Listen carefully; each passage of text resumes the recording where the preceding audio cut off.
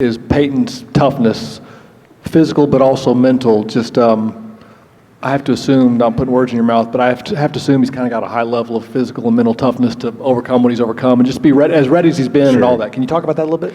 Yeah, I think there are two parts to it. They're both probably the key ingredients to being a great football player at this level and a great football team is to have mental and physical toughness. I think his mental toughness has been displayed through the way he's handled the adversity of being not named the starter, stay in the course, choosing to stay here at Indiana, and then not just choosing to stay, but to choosing to be locked in, and that to me is really the testament. Step one is a big deal because it doesn't happen as much anymore, unfortunately, but in the second part of it, that he chose to be locked in every single day takes unbelievable mental toughness, just grit, fight, character.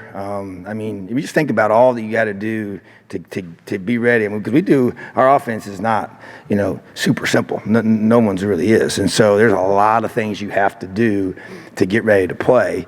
And to do that and with no guarantee that you're going to play, I've done this a long time. Not many guys can do that, especially at this age. I get it. NFL backups got to do that all the time, but that's a whole different world, different age group.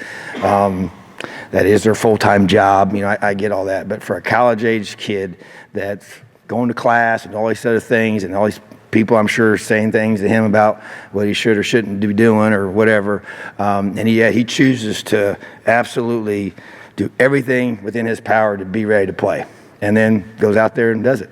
And like I said, especially in the Maryland game when it wasn't expected. Obviously this week there was a chance. We didn't know all the way to the end, but it was a little different. But still, it doesn't matter. That guy is just rock steady. Then the physical part, he took a shot to the sternum that was a physical, hard hit, and he was hurting, but he completed the pass and just kept on going. And he took another shot later. And I tell you what, when we went through, and I show clips of, I try to teach our team in this whole process of teaching us how to win.